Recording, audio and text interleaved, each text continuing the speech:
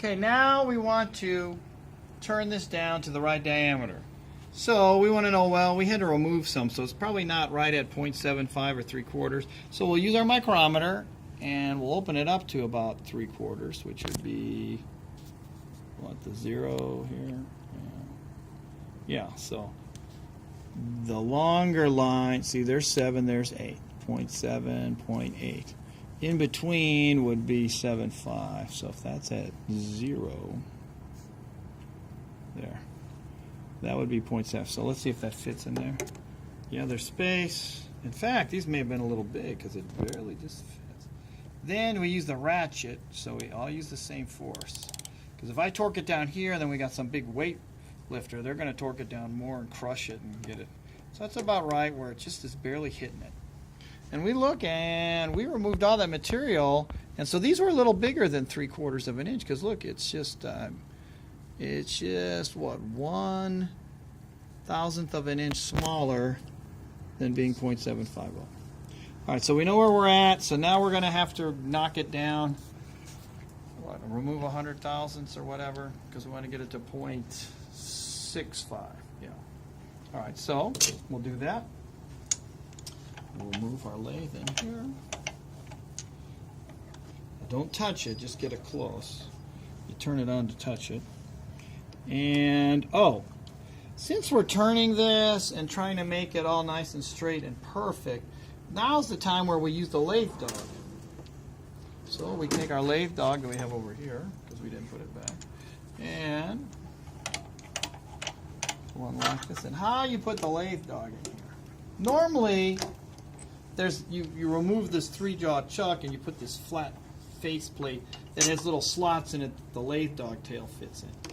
But these don't come off easily like on a bigger one. They're hobby lathes. So you have to unscrew all this. It's a mess. So they even say in the directions, the lathe dog tail is just going to hit one of these jaws, and that's fine. That's why they got little chips in, but it's okay. So then we'll put it in here and do that. Now, if you put it too close, you're going to hit it. So since we're going to taper this down, this is going to be where the barrel is. You can put this in here because we're going to remove a lot of that material. Because it's going to taper down like a Cannon barrel, just kind of like this one's tapered down. So we put that in there like so. And hopefully we don't press too hard and rub off all of our, which I just did. All right. We could go a little more, remove a little more material. That's fine. And then you tighten it with your pliers, or if you got an adjustable wrench, whatever.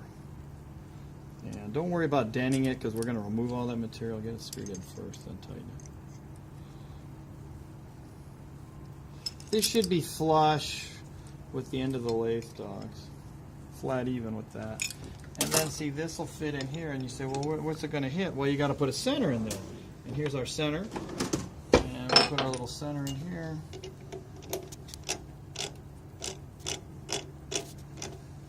Get it close up. Not too much.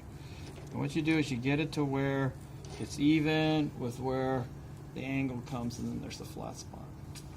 So put that even with that jaw right there. Tighten it up. See if it looks straight, doesn't wobble. That looks good. Then we'll put our part in there with the lathe dog. Wherever I put it, I put it over here. That's the problem with all this. You're going to have tools and stuff laying out everywhere.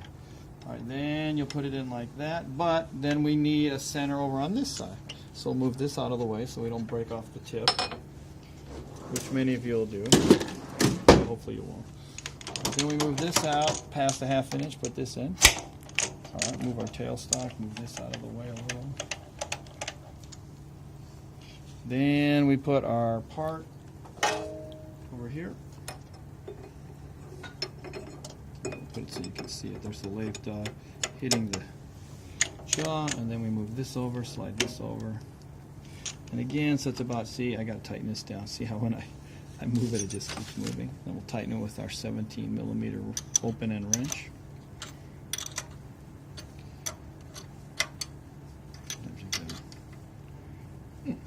Feels tight. Then it's still loose, so this is kind of loose. But don't tighten it yet, just getting it down a little bit. And then you get this to where it hits the jaw there, and you tighten this, the hand wheel. till this, it's not going anywhere. So now we can tighten this lever here, the lock on the tailstock, and we should be good to go to turn it.